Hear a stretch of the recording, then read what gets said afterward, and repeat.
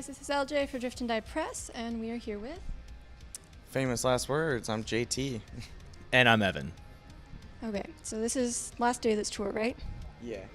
What is the weirdest thing that's happened so far on this tour? The weirdest thing that's happened. Bad. We waterfall in our van. That's not quite the weirdest thing, but I woke up. It was pouring rain, and I woke up to an actual waterfall on my feet. It was delightful. I highly recommend everyone try it. It's the most fun thing you can ever do in a car. Yeah, and I sleep the other direction, so it was my head. Yeah. Sorry, that's not that funny. It is. It is. It's a good. It's a great story. People's misfortune. Yeah. But I mean, you can't laugh at yourself, you know. Yeah, hey. Okay, so what do you guys have going on musically right now? As Right far as now? new releases? Well, we just released our latest album, The Incubus, on September 30th of last year. So we're still pushing that one pretty hard. We're hoping to do a new music video soon, and possibly a vinyl release. We're kind of working out the details for that one, and we're going to include some new material on that vinyl release as well. So that'll be kind of exciting. It's something new that we're going to do. I guess you'll just have to get the vinyl to see it, or hear it, I should say.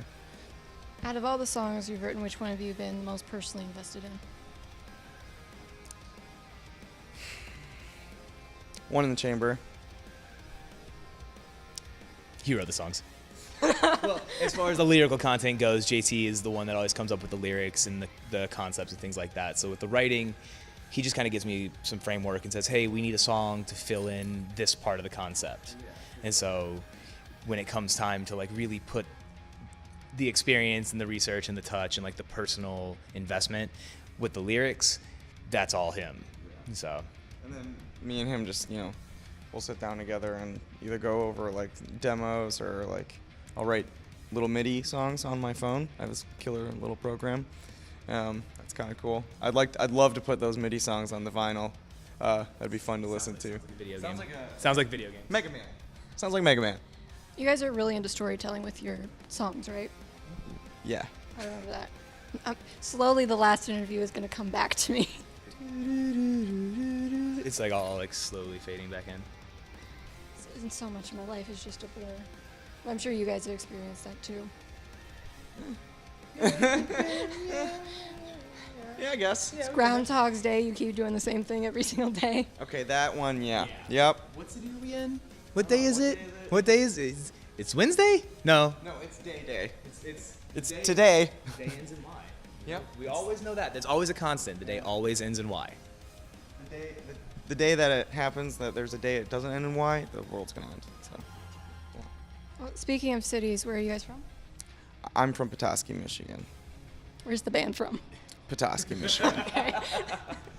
He is not. Yeah, I'm from Florida, so I get to go get really cold every time we have to rehearse, unless it's like the middle of summer. And then he gets to be on vacation the rest of the time. The cold's nice though, because it preserves you.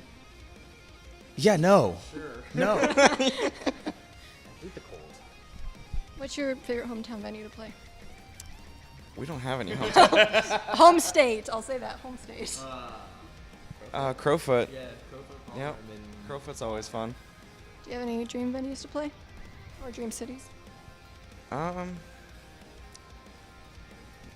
don't know. I've played a lot. This is a span over. We're gunning for Europe hard. We've kind of done all the markets you can do in the U.S., and I think all of us are just like chomping at the bit to get overseas and start to break into that market. So that's not really like a dream city or a dream venue. We just want to leave the country. Get out. That sounds so crude. Oh, maybe. I mean, Famous Last Words has been touring for roughly like just under a decade now, so we've hit a lot of places.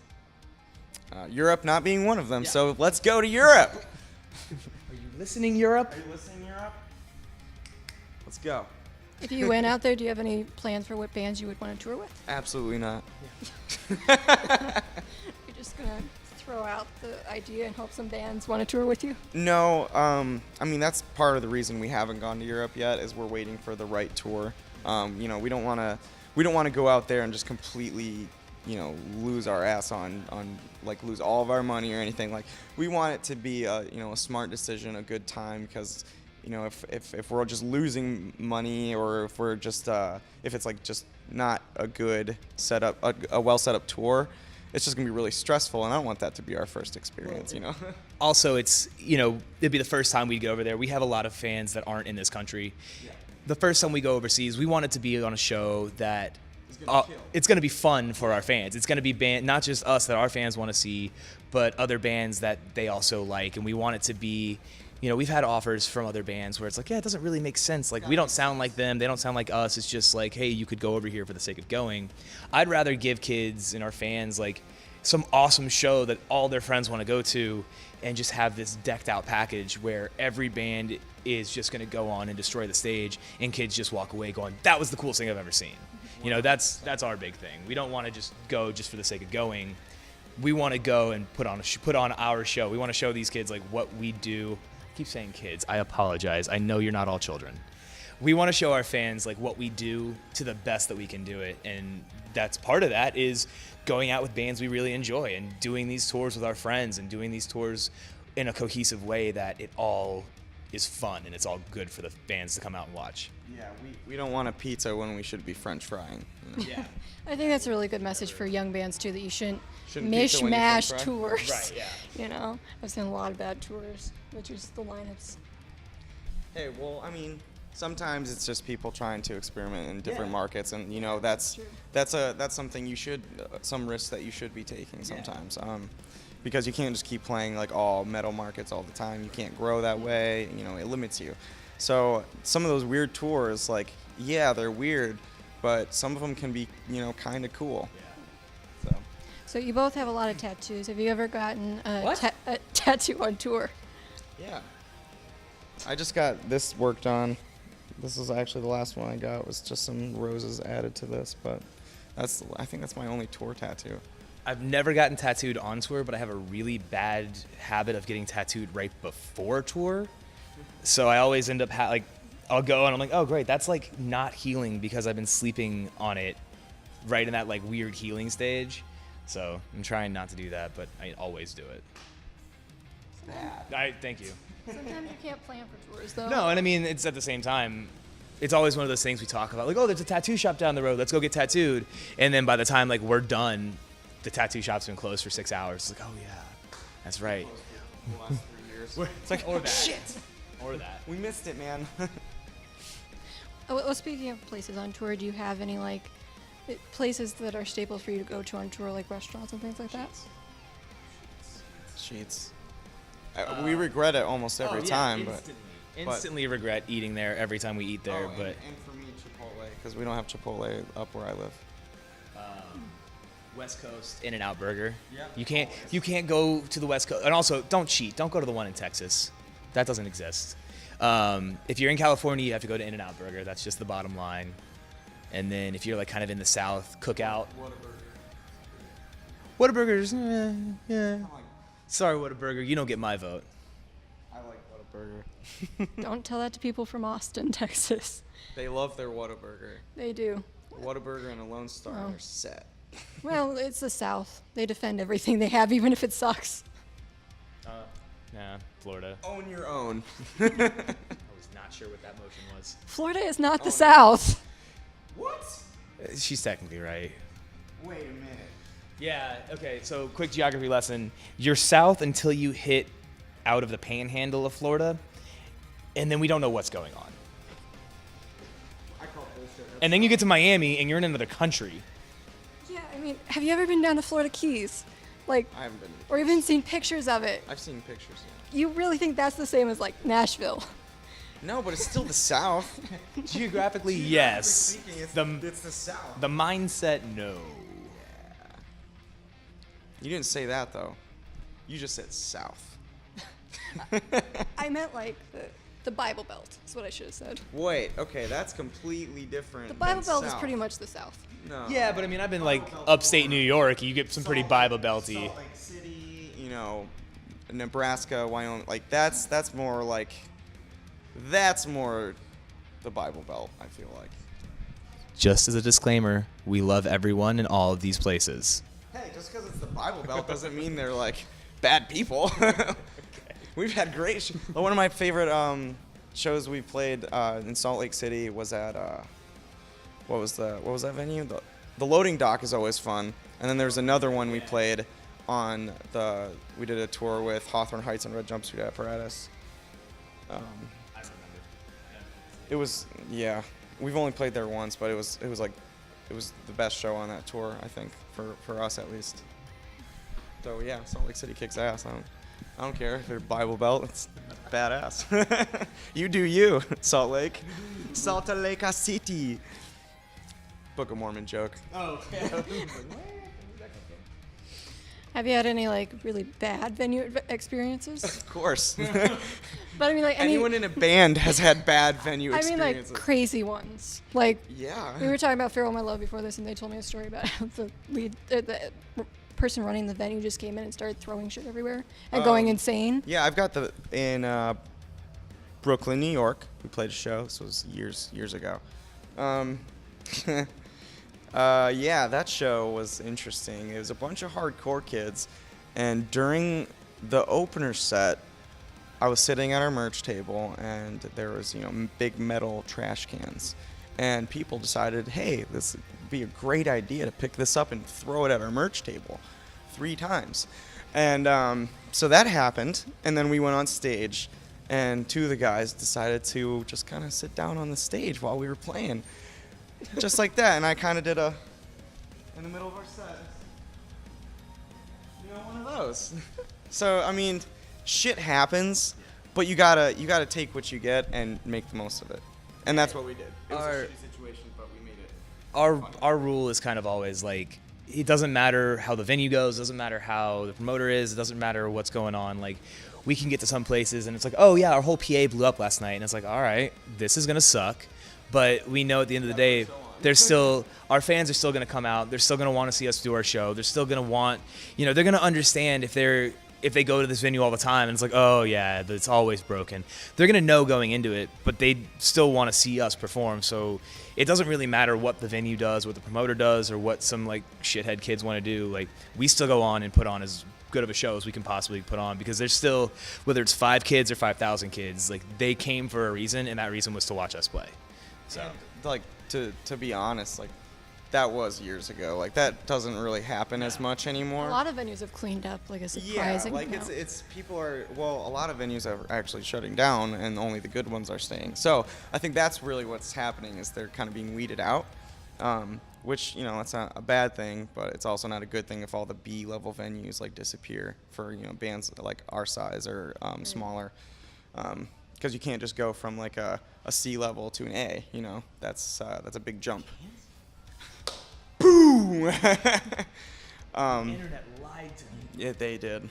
Fucking MySpace and Facebook, just deceiving bastards. Did you just say MySpace? Yeah, we started when MySpace was around. Yeah. Yeah, but it's not relevant anymore. No, but we were talking about the past and past venues and weird experiences. Here's my thing. I want to bring MySpace back. Yeah, Tom, if you're Tom, watching, get on it, man. stop traveling the world and having the best time of your life, and bring MySpace back the way it was, man. Oh wait, let's do it. Hashtag bring MySpace back. Post that on Facebook.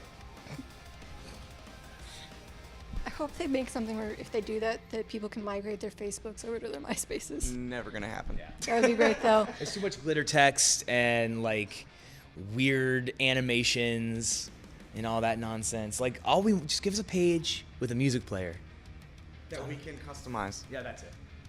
Well, Facebook has that, but they bury it in like deep under your about page. Looks like poop.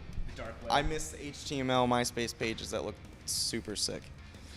Those were the days. You had your own website. Memories. Sorry. I'm never going to do that again. One of these days somebody's gonna steal that from this interview and just gif it. Oh, yeah. Just like music. It's gonna be sampled in a new album. Okay. We spent half this interview talking about venues. If you could be buried with 3 albums, which would it be? If I could be buried with 3 albums, that's something I've literally never thought about before. Do you know what you want your funeral song to be? They have those. Well, like, I thought it was always the song that I plays. will remember you. I don't know. No, That's the one that's always played at funerals, though, right? it's your family that picks the song that plays. Well, I guess it'll be up to them. I have put zero thought into this, so I'm gonna opt out of that question. 3 albums to be buried with? So everyone has a different form of this question. Like, what's your favorite album? What's your most influential album? Like, what go on that? It is the hardest question in the world to answer, because like right now I could give you 3 albums that in 6 months I'd be like, oh, I don't want to hear those albums ever again. Later tonight on the drive, he could think that like you could talk about a metal album that I absolutely would be so stoked to listen to right now, and then later on the drive be like, no, fuck that, I don't want to listen to that, I want to listen to something chill. Like it really depends. I can't pick a favorite because it just doesn't work that way. People are multi-dimensional. They like different things at different times. Like we all have different emotions. I know a lot of bands that, because they spend 6 hours listening to heavy music like this show, they'll put on like Taylor Swift when they get in the van because they need a break. Hip hop, like 80s. Last night they were playing 80s jams. It was awesome. We try to, with as much influence as we could, like every time we get to a venue, we're like, look, as soon as the show is done, don't play anything that sounds like us. No metal. Like the last night we were at a venue, and when the show was over, they were just playing like every 80s hit you could imagine, and everyone, like the whole venue turned into a dance party after our show, and it was the greatest thing ever. You're wearing a shirt from the Garage, and they're actually really good about that. They'll play like Gwen Stefani after their shows and stuff. Yeah, no, they were playing like hip hop after our show. It was sweet. I was about that. Okay. Well, if you guys want to see the last interview we did and photos from tonight, there will be links down in the description. Do you have any last words? Oh, I see what you did there. I I didn't mean to do that. Damn. Last words. You fucked that up. I mean, Thanks for the support, and keep coming out to shows and coming and hanging out. We'll give you the best show we could possibly give you, and you'll have the most fun that you can possibly have. yeah, that's pretty much it. If you've ever been curious like what we're about, come see us. This is us. Right This is it. Like, our show is what we do. Come watch it. Bleh. Thank you. How can you miss someone you never met? I crave thinking about the wasted breath, the wasted youth I wasted on you. How can you miss someone so quick to forget? Illogical and separate.